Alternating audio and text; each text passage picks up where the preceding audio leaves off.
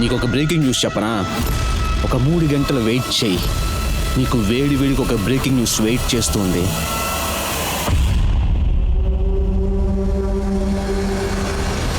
అందరికీ నమస్కారం. ఇవాల్టి క్రైమ్ పెట్రోల్ అలర్ట్ యొక్క కొత్త ఎపిసోడ్లో నేను మిమ్మల్ని స్వాగతిస్తున్నా. నేను మీ అనూప్ సోని. ఎంత కష్టపడి ఒక నిజాన్ని దాచినా అది ఖచ్చితంగా ఏదో ఒక రూపంలో బయటికి వస్తాం జరుగుద్ది. ఇది నేను చెప్పలా, మన పెద్దోళ్ళు చెప్పారు. కానీ నిజానికి ఒక్కొక్క పక్కన ఒక్కొక్క పోరాటం ఉంది. ఆ పోరాటం చాలా క్లిష్టమైంది. ఈ కేసులో జరిగిన విషయం కూడా అదే.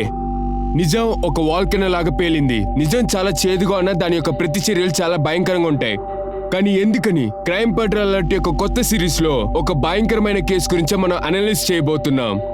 ఇవాళ మనం డిస్కస్ చేయబోతున్న ఇండియా ఒక ఫేమస్ రిపోర్టర్ అయిన షాకిల్ జోషి ఉన్నారు. నమస్కారం, నా పేరు షాహిల్ జోషి. మరో నెల వరకు మన క్రైమ్ పెట్రోల్ అలర్ట్ లో మీరు ఇప్పటి వరకు చూడనటువంటి చాలా భయంకరమైన కేసుల్ని తీసుకురాబోతున్నాం. అది మీరు తెలుసుకోవాల్సిన అవసరం చాలా ఉంది. భయం అనేది ఒక వ్యాధి. అది చాలా రకాలుగా మనల్ని ఎఫర్ట్ చేస్తుంది. మనిషిని ఆలోచించనివ్వదు, ప్రతిభని అంతం చేస్తుంది. నార్మల్ గా ఉన్న మనిషిని కూడా ఈ భయం అబ్నార్మల్ గా చేస్తుంది. అలాంటి భయానికి సంబంధించిన కథనే ఇప్పుడు మనం తెలుసుకోబోతున్నాం. ఇప్పుడు నేను చెప్పబోతున్న incident time bomb tick tick శబ్దం లాగా ప్రతి క్షణము మిమ్మల్ని కంగారు పెడుతుంది. ఇదొక విచిత్రమైన కథ. ఈ స్టోరీలో మీకోసం అనేక రకమైన సర్ప్రైజులు ఎదురు చూస్తున్నాయి. ఈ భయంకరమైన ఇన్సిడెంట్ ను చూసిన వారు తారాస్థాయిలో భయపడిపోతారు.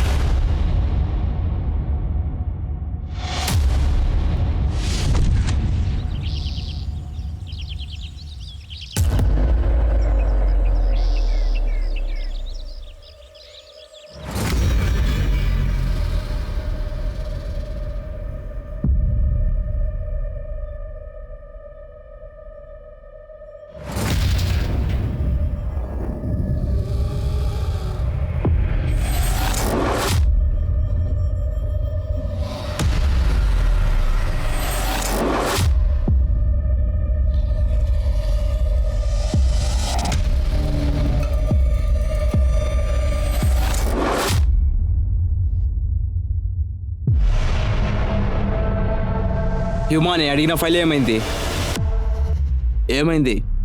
హ్యూమా, ఆర్ యూ ఓకే?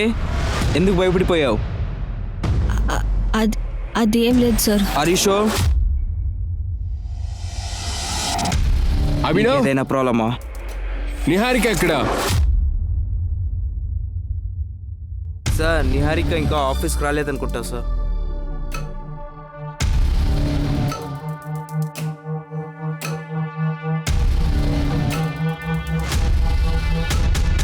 రికార్డింగ్ బాగా వచ్చింది, కానీ నిహారిక ఎక్కడికి వెళ్ళింది? దిగులు పడవద్దు, రేపు నేను వస్తాను.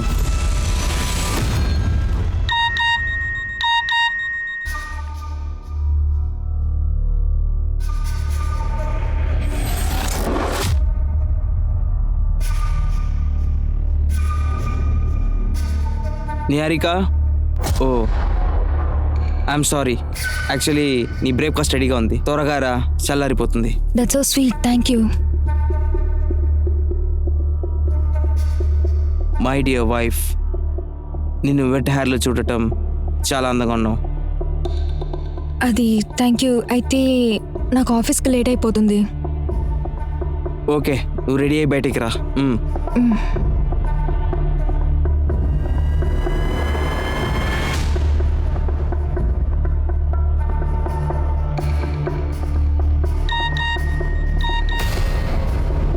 నువ్వు నన్ను ఇగ్నోర్ చేసేది నిండా ఇన్సల్టింగే ఉంది సంచన. నన్ను చూస్తే నీకు ఇష్టం లేదంట, ఎందుకు నా పేకే క్యార్ ఎత్తుకుంటావు?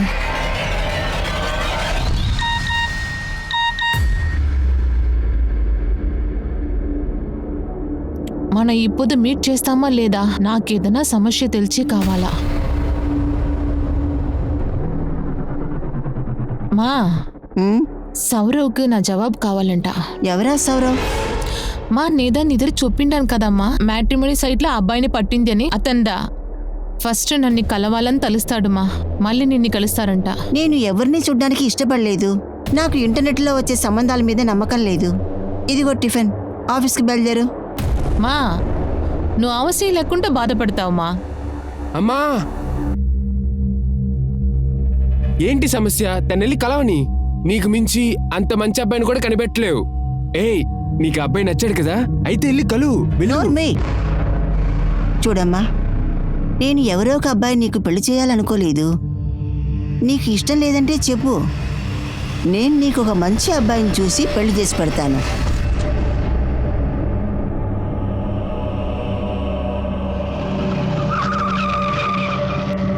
ప్రేమ్ నగర్ వెళ్ళండి నా.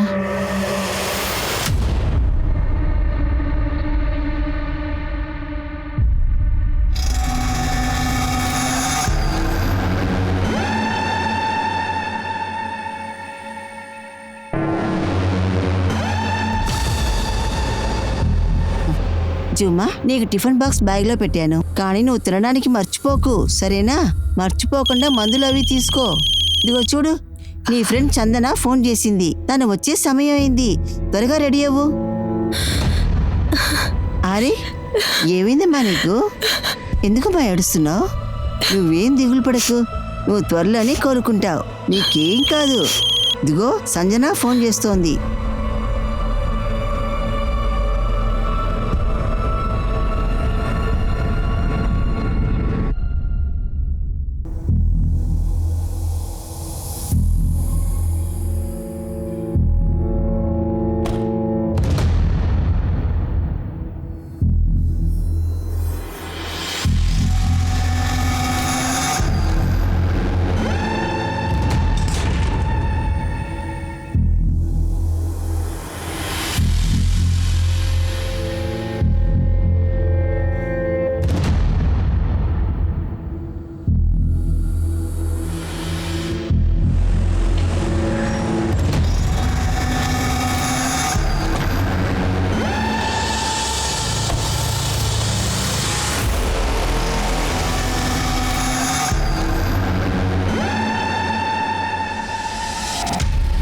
దేవేంద్ర, రామ్నగర్లో ఉన్న ఏటీఎంకి ఏమైనా ప్రాబ్లమా చూసారా? అవును సార్, నేను నిన్ననే ఆ ఏటీఎం మేనేజ్మెంట్తో మాట్లాడాను. నేను వాళ్ళతో మాట్లాడాను, నువ్వు వెళ్ళి సూపర్వైజ్ చేయి, అర్థమైందా? Okay sir. సార్, ఈ బ్యాంక్ లాకర్ సేఫ్గా ఉంటుందా లేదా అని నేను తెలుసుకోవచ్చా? ఖచ్చితంగా. మా బ్యాంక్లో మీకు అకౌంట్ ఉందా? లేదు, కానీ నా దగ్గర గన్ను ఉంది. ఏంటి అదంతా సెక్యూరిటీ? వద్దు, మెయిన్ లాకర్ ఎక్కడ ఉంది? వచ్చి ఓపెన్ చేయి, చేతులు పైకెత్తు. ఏయ్ ఏయ్ ఏయ్, ఎవరైనా కదలేరా, కాల్ చేస్తాను.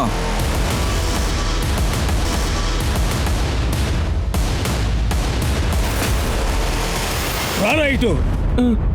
అందరి మొబైల్లో మాట్లాడతావని విన్నా. తీసుకుంటాను. మీ అందరి మొబైల్ ఇతని దగ్గర ఇవ్వండి, అందరి దగ్గర తీసుకో, వెళ్ళు. ఏయ్, అక్కడేం చేస్తున్నావు? లైన్లో ఎక్కడికి రా, అన్నీ చెక్ చేశారా? ఓకేనా?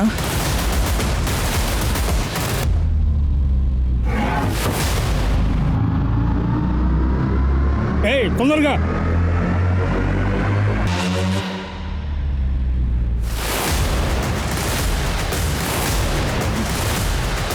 ఏయ్, అన్ని స్విచ్ ఆఫ్ చేసి నీ బ్యాగ్లో వేసాను పో.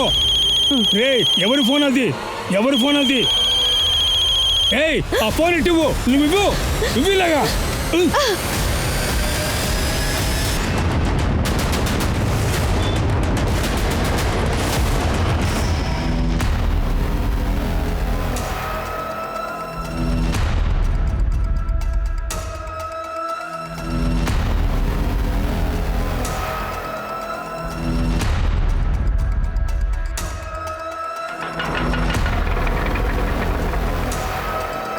సార్, ఏం జరుగుతుంది సార్? ఏయ్, వెళ్ళు వెళ్ళు, కూర్చో. కూర్చో.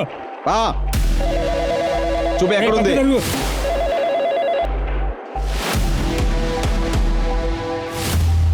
సార్, ల్యాండ్ లైన్ కట్ చేశారు సార్, అన్ని ఫోన్లు స్విచ్ ఆఫ్లో ఉంది సార్. పొద్దున మీరు బ్యాంక్ నుండి వెళ్ళినప్పుడు బ్యాంక్ లోపల ఎంతమంది ఉన్నారు? 4 కస్టమర్లు ఉన్నారు సార్, మీతో అంతా bank staff sir. Bank staff అందరి డీటెయిల్స్ కలెక్ట్ చేయండి. Yes sir. పంకజ్ సార్, మన టీం ప్లాన్ చేసేది ఇక్కడ ఉన్న ఎవరికి తెలియకూడదు. ఇదొక కోవర్ట్ ఆపరేషన్ గా ఉండనివ్వు. ఏం చేసినా సీక్రెట్ గా చేయండి సార్. ఇంకా బ్యాంక్ సెంట్రల్ బ్రాంచ్ ని కాంటాక్ట్ చేయండి. బ్యాంక్ లోపల సీసీటీవీ కెమెరా యాక్సెస్ దొరుకుతుందా అని చెక్ చేయండి. Yes sir.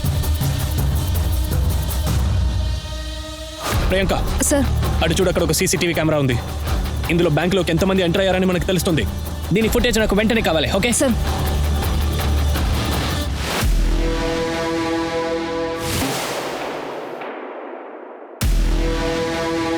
బయట ఎవరూ లేరు, టీ బంక్ కూడా వెళ్ళిపోయాడు. పోలీసులు వచ్చారు.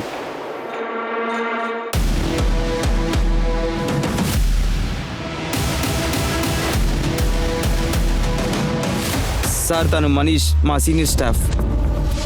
ఈయనే అభినవ్, మా అసిస్టెంట్ మేనేజర్. ఆయనతో మాట్లాడుతున్నారు కదా ఒక అమ్మాయి, తనే మా హెడ్ క్యాషియర్ సంజన. దాంతో పాటు ఉంది హ్యూమా. ఇప్పుడు లోపల వెళ్తున్నారు కదా, వీళ్ళెవరో నీకు తెలుసా? వీళ్ళంతా స్టాఫ్ మెంబర్స్ కాదు సార్, కస్టమర్స్గా ఉండొచ్చు. అదిగో బైక్లో వచ్చాడే, వీడెవడు? వీడు మా స్టాఫ్ కాదు సార్, కస్టమర్ అయి ఉండొచ్చు.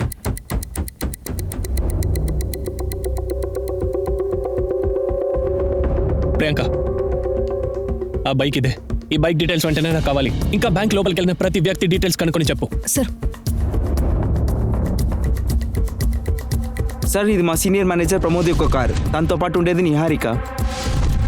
ఇది చూడండి, ఈ మేనేజర్ కార్ వెనకాల ఒక బైక్ ఫాలో చేస్తుంది. అది ఎవరో తెలుసా? నాకు తెలియదు సార్. వీడు బ్యాంక్ మేనేజర్ కార్ని ఫాలో చేస్తూ వచ్చాడు, కానీ ఒక ఫోన్ కాల్ రాగానే వెంటనే అక్కడి నుంచి తిరిగి వెళ్ళిపోయాడు. ప్రియాంక, సార్ ఈ బైక్ ఎవరి పేరు మీద రిజిస్టర్ అయిందని ఈ డీటెయిల్స్ నుండి కనుక్కోండి.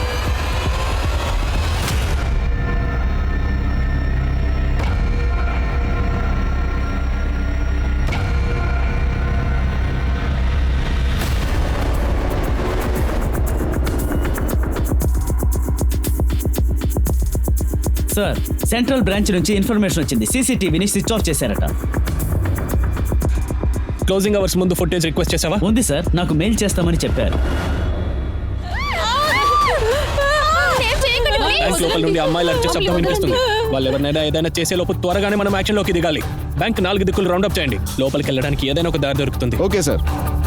సార్ అవును సార్, బ్యాంక్ మేనేజర్ ప్రమోద్ మమ్మల్ని డిపాజిట్ చేయకుండా మమ్మల్ని ఆపేశారు సార్. ఇది చాలా పెద్ద అమౌంట్. ఇది ఇక్కడ ఉండేది సేఫ్ దానా? డిపాజిట్ చేసేదే మంచిది. అదేంటంటే మన యొక్క కస్టమర్స్ హ్యూజ్ అమౌంట్ విత్డ్రా చేస్తానికి అడిగారమ్మా.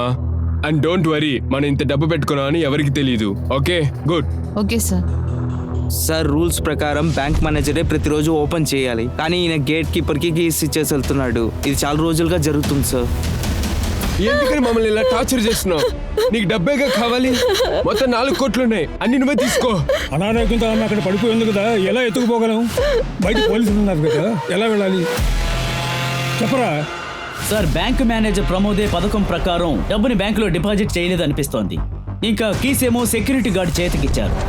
అతనికి ఇందులో సంబంధం ఉందేమో అనిపిస్తోంది సార్. అయ్యుండొచ్చు, కానీ పంకజ్ రాబర్స్ ఫస్ట్ టార్గెట్ దొంగలించి వెంటనే ఎస్కేప్ అవ్వడమే.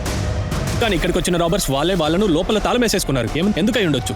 మేబీ సార్ దోచుకున్న తర్వాత బ్యాంక్ స్టాఫ్ ని హ్యూమన్ సెల్స్ గా ఉపయోగించడానికేమో అనుకుంటున్నాను. బ్యాంక్ బయట నుంచి మనకి శబ్దాలు వినిపిస్తోంది, ఫైరింగ్ ది. పోలీసులు వాళ్ళు కూడా ఇక్కడ సీన్ లోకి వచ్చేసారు.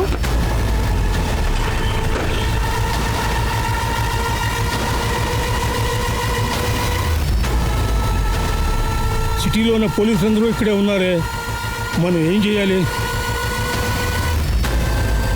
మన లక్ష్యం రాబర్స్ ని పట్టుకునేదే. ఇన్నోసెంట్ పబ్లిక్ కి ఏం అవ్వకూడదు. I clear? అందరు వెళ్ళి పొజిషన్స్ తీసుకోండి. మూవ్.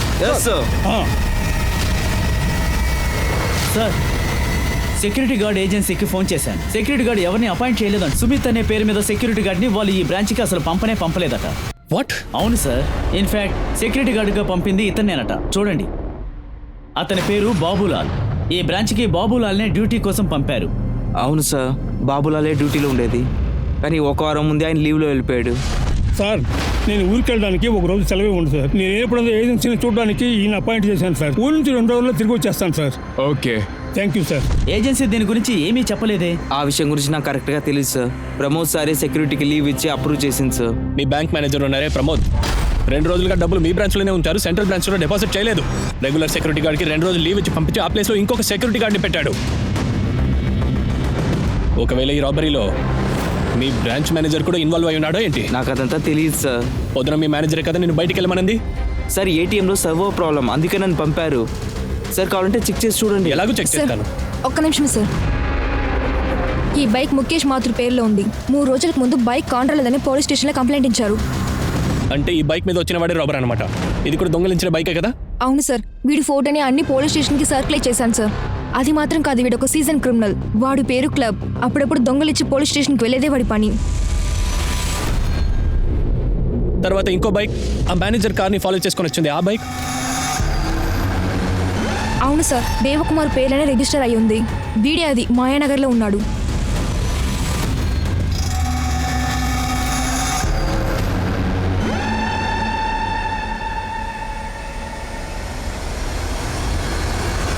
వాట్?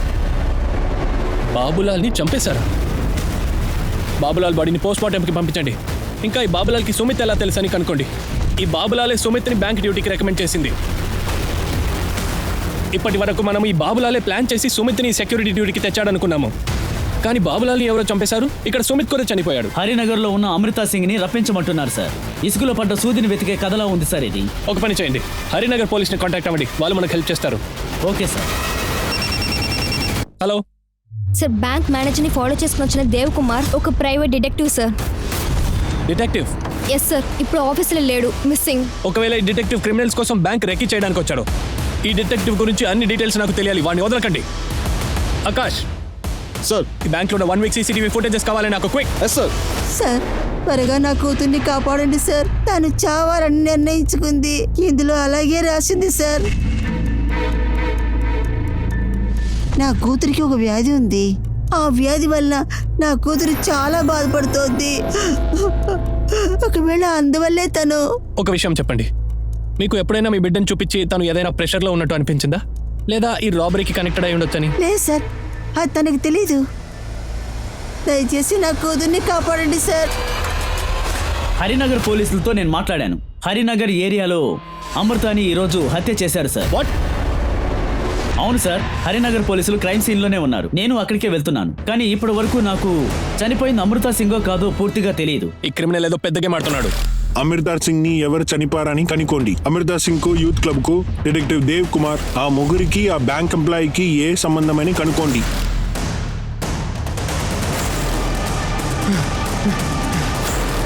సార్ సార్ మా సిస్టర్ ఇక్కడే సార్ పనిచేస్తుంది, సంజన. సార్ దయచేసి ఈరోజు పొద్దున అమృత ఇంట్లో ఉన్నప్పుడు మర్డర్ జరిగింది. తన యొక్క హస్బెండ్ ఢిల్లీలో ఉన్నారు. పని మనిషిది ఇన్సిడెంట్ని చూసి మాకు ఇన్ఫార్మ్ చేసింది. ఇది చాలా క్రూరమైన హత్య.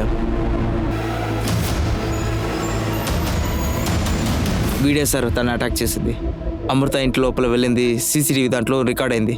వీడియో ఒక ఫేస్ సీసీటీవీలో కరెక్ట్గా కనపడలేదు సార్. ఏరియాలో ఉంటే మీతో సీసీటీవీ ఫుటేజ్ అడిగాం సార్. ఈ క్రైమ్లో ఉన్న స్ట్రేంజ్ ఏంటంటే ప్రేమ్ నగర్లో బ్యాంకును దోచుకోవడానికి వచ్చిన క్రిమినల్స్ హరినగర్లో ఉన్న అమృతాన్ని తీసుకురమ్మంటున్నారు. చుట్టూ పోలీసుల బందోబస్తుంది. మనం ముఖ్యంగా లోపల హాస్టేజెస్ ని తర్వాత బయటికి తీసుకొని రావాలి. అంతకుముందు ఇప్పుడు మనం చేయాల్సింది లోపల ఇప్పుడు ఏం జరుగుతుందో తెలుసుకోవాలి.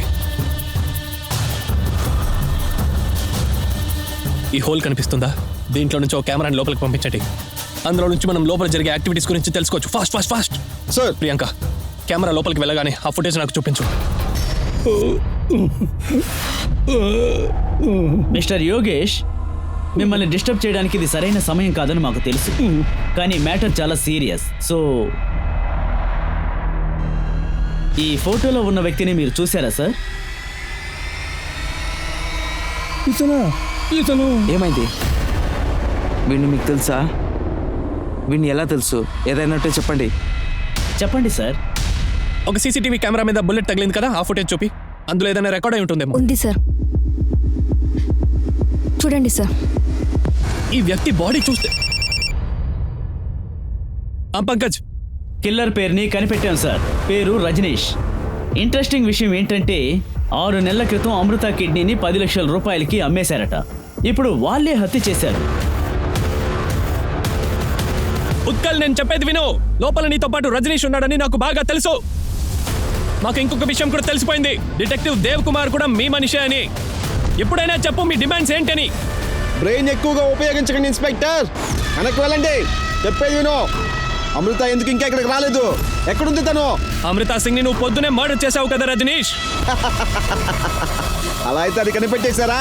Very good inspector. ఇప్పుడు వెళ్ళి సుజిత్ సింగ్ ని కనిపెట్టండి. సుజిత్ సింగ్? మీకు ఇంకా 15 నిమిషాల టైం ఉంది. సుజిత్ సింగ్ ని మీరు కనిపెట్టకపోతే ఎస్ సార్. అమృతా సింగ్ ఈ బ్యాంక్ లో 10 సంవత్సరాల నుండి పనిచేస్తుంది. ఈ క్రిమినల్స్ ఎవరో సుజిత్ సింగ్ గురించి మాట్లాడుతున్నారు. ఒకవేళ ఈ సుజిత్ సింగ్ కూడా బ్యాంక్ తో ఎలాగైనా కనెక్టెడ్ అయి ఉండొచ్చు. మీకు వాడిని తెలుసా? సుజిత్ సింగ్ సార్ సార్ ఈ బ్యాంక్ లో ఒకే ఒక సుజిత్ సింగ్ మాత్రమే వర్క్ చేస్తున్నాడు. అది కాకుండా ఆయన కింద 14 బ్రాంచెస్ ఉన్నాయి సార్. ఈ సుజిత్ సింగ్ అడ్రస్ లేదా ఫోన్ నంబర్ ఇవ్వండి వెంటనే. సార్ సుజిత్ సింగ్ యొక్క అడ్రస్ ఫోన్ నంబర్ నా దగ్గర లేదు సార్. కానీ మీరు సెంట్రల్ బ్రాంచ్ లో అడిగితే ప్రతి ఇన్ఫర్మేషన్ దొరుకుతుంది సార్. సెంట్రల్ బ్రాంచ్ కి ఫోన్ చేయండి. సార్ డిటెక్టివ్ దేవ్ కుమార్ దొరికాడు సార్. అరే సార్, నేనేం తప్పు చేయలేదండి, మరి నన్నెందుకు పట్టుకుని తీసుకెళ్తున్నారు? సార్, ఆ బ్యాంక్ మేనేజర్ ఉన్నారుగా, తన పెళ్ళని చెప్పిందని ఇదంతా చేశాను నేను.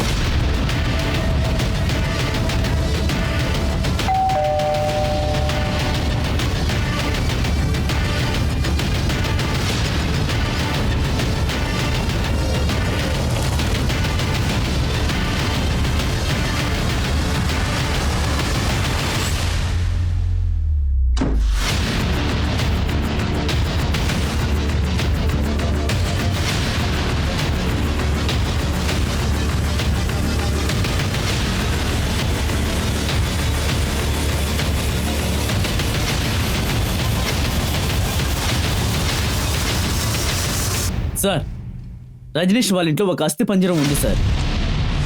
వాట్? మేము చుట్టుపక్కల విచారించాం కానీ ఎవరికీ తెలియలేదు. అస్థి పంజరానికి ఒక లేడీ డ్రెస్ వేసుంది. నేను మీకు విషయం చెప్పాలి. ఆ అస్థి పంజరం చేతి వేలికి ఒక డైమండ్ రింగ్ ఉంది. అది అమృత బాడీలో మిస్ అయిన రింగ్. మేడం, ఆ డిటెక్టివ్ని ఏర్పాటు చేసింది మా ఆయన కోసమే, కానీ ఈ రాబరీకి దానికి ఏం సంబంధం లేదు. మీ హస్బెండ్ ఎందుకు ఇలాంటి పని చేస్తున్నాడని తెలుసుకోవచ్చు. ఆయనకు కూడా పనిచేస్తున్న నిహారిక కూడా ఇందులో సంబంధం ఉందని అనుకుంటున్నాను. మాకు కూడా అనుమానమే. ఈ బ్యాంక్ రాబరీలో మీ హస్బెండ్ కూడా ఒక పార్ట్ అనుకుంటున్నాం. మా దగ్గర గేమ్ జరగకుండా మా దగ్గర నిజం చెప్తే మీకు మంచిది అనుకుంటున్నాను. ప్రమోద్ గురించి నాకేం తెలీదు, కానీ నేను మీతోటి గేమ్ ఆడలేదు. కానీ ఇవన్నీ నిహారిక హస్బెండ్ని మీరు ఎందుకు అడగలేదు? ఆమెకు అన్నీ తెలుసు. నిహారిక, ప్రమోద్ ఏం చేస్తున్నారో అని అన్నీ తెలుసు.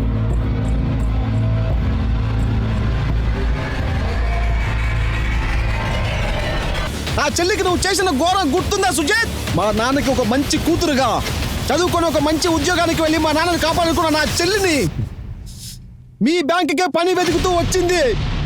మీ బ్యాంకులో తను సెలెక్ట్ అయ్యింది. నువ్వు ప్రమోద్ కలిసి తన జీవితాన్ని నాశనం చేసేశారు. నా చెల్లి నీకు గుర్తుందా? ఈ ఫేక్ డాక్యుమెంట్స్ నీకెక్కడ దొరికాయి? ఇది ఏది ఒరిజినల్ కాదు. లేదు సార్, ఏం చెప్తున్నారు మీరు? ఒరిజినలే. ఇది ఒరిజినలా? మరి నేనేమైనా అబద్ధం చెప్తున్నా? ఇన్ని సంవత్సరాలు నాకు తెలీదు. ఇందులో ఉన్న ప్రతి డాక్యుమెంట్ ఫేక్. అసలు ఒక నిమిషం ఉండు, అక్కడే ఉండు. కమాన్. ఈవిడే నిహారిక. ఆల్రెడీ మీకు పనిచ్చేసాం. నువ్వు మమ్మల్ని మోసం చేస్తానికి వచ్చావు. కాదు కాదు సార్, నేను నిహారికని. ఈ అపాయింట్మెంట్ నా పేరులో. ఇక ఆపు నీ డ్రామాని. ఏదో చిన్నపిల్లని చూస్తున్నాను, లేదంటే పోలీసులు కిరికిస్తా. రామ్లాల్, యమన్ బయటికి తీసుకెళ్ళు. సార్ నన్ను చెప్పేది వినండి సార్. ఆ పని దొరక్క మనసు విరిగిపోయిన నా చెల్లి ఆత్మహత్య చేసుకుంది. చావు నుంచి బతికి కోమాకు వెళ్ళింది. నా దగ్గర ఉన్న డబ్బు మొత్తం పోసి కాపాడాలనుకున్నాను. నా దగ్గర డబ్బు లేక తన ఇంట్లో పెట్టి చూసుకుంటున్నాను. ఆక్సిజన్ కొనడానికి, సిలిండర్ కొనడానికి కూడా దేనికి డబ్బులు లేకుండా ఉండేవాడిని. అందువల్ల నేను తన్ని మీ ఇంట్లో మీరు కనిపెట్టారే అస్థి పంజరం, అదే నా చెల్లి. మీ అందరినీ చంపేసి నేను తనని సమాధి చేస్తాను. అమృతకు ఒక కిడ్నీ అవసరమైంది నాకు తెలిసింది. అందుకే నా కిడ్నీ నేను డొనేట్ చేశాను. ఎందుకంటే నాకు డబ్బు అవసరమైంది. కానీ దానికి తెలియలేదు నేను దినేష్ దీక్షిత్ కొడుకునని. నేను దానికి హెల్ప్ చేశాను. నేను నా కిడ్నీని దానికి 10 లక్షలకి అమ్మేశాను. ఇంకా అదే డబ్బు పెట్టి సుజిత్ వాళ్ళ కూతురు చేసిన పని బయట ప్రపంచానికి తెలియాలని ప్లాన్ చేశాను. ఉక్లక్ ఆ డబ్బు కోసం నాతో వచ్చి చేరాడు. ఇంకా కొంతమందికి డబ్బులు ఇచ్చి బాబులాకి బదులుగా సుమిత్ని అక్కడ చేర్చాను. ఇంకా బాబులాకి డబ్బులు ఇచ్చి బాబులాకి బదులుగా సుమిత్ని అక్కడికి వచ్చేలాగా నేను చేశాను. ఇది బయటికి తెలియకుండా ఉండటానికి బాబులను కూడా చంపేశాను. నా తండ్రికి, నా చెల్లికి జరిగిన అన్యాయం ఈ మీడియా బయట పెట్టాలి. ఈసారి నన్ను వెధవం చేయాలని చూడకండి. సార్, మేము లోపలికి వెళ్ళే ప్రయత్నం చేస్తున్నాం. మీరు తనతో మాట్లాడుతూ ఉండండి సార్. రజనీష్, బాబులాల్ నీకు సపోర్ట్ చేశాడు. నువ్వు వాణ్ణి కూడా చంపేశావు. మళ్ళీ నువ్వు సుమిత్ని నీ టీంకి లాగావు, తర్వాత వాణ్ణి కూడా చంపేశావు. ఉత్కల్, నేను చెప్పేది విను. రజనీష్ ఏం తెలియకుండా నీ చేతుల్లో చిక్కుకున్నాడు. ఇప్పుడు ఆలోచించుకో నువ్వు ఏం చేస్తావో. రజనీష్, నీకు ఎవరెవరైతే హెల్ప్ చేశారో నువ్వు వాళ్ళందరినీ చంపేశావు. ఇప్పుడు ఇది చెప్పు, ఉత్కల్ని కూడా చంపేస్తావా ఏంటి? ఇన్స్పెక్టర్, ఉక్లక్ మనసు మీరు మార్చారని నాకు బాగా తెలుసు. సుమిత్ని చంపిందే వాడు.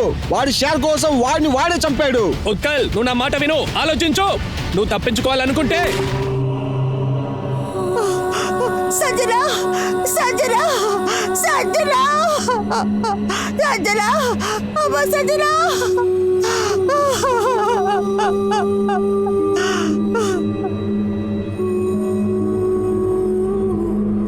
ఈ క్రైమ్ కు సంబంధించి పోలీసులు ఒక చిన్న తప్పు చేసినా అది అగ్నిపర్వతంలో బద్దలవుతుంది. ఇది ప్రతీకారానికి చేసిన ప్లాన్ అయినా పోలీసుల్ని చాలా కష్టపెట్టింది. అందరిలో ఉన్న అనుమానం బ్యాంకును దోచుకోవడం వల్ల రజనీష్కి ఏంటి లాభమని.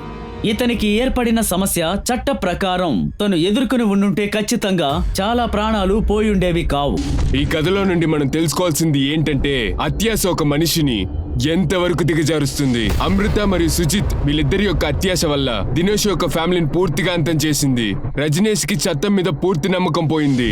అందుకే వాడు చట్టబద్ధమైన న్యాయాన్ని వదిలేసి వైలెంట్ గా రియాక్ట్ అయ్యాడు. రజనీష్ యొక్క పెయిన్ మరియు వాడు చేసిన అన్ని తప్పే, కానీ వాడి కుటుంబం చాలానే ఇబ్బంది పడింది. అత్యాశ గాని మరియు వైలెన్స్ గాని రెండు ప్రమాదకరమైనవే. నేను మీ అనూప్ సోని మీ నుండి signing off. Next crime petrol alert లో ఇంకో కొత్త ఎపిసోడ్ తో నేను మిమ్మల్ని కలుస్తా. అలాగే మన ఎక్స్పర్ట్స్ కూడా మనతో కలిసి వస్తారు.